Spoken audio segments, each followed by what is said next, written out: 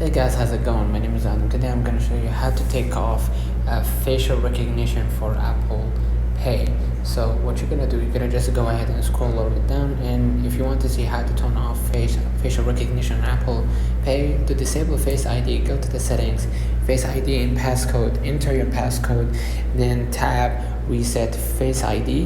Doing so will delete facial recognition data, including mathematical representation of your face and from your device. So go back to your screen, go to the settings, basically scroll a little bit down to the facial recognition and passcode, enter your passcode, and basically what you're gonna do, you're gonna just reset the Face ID, and what that will do, it will delete your facial recognition data and all that. So let's find out in the comments if this video helped you.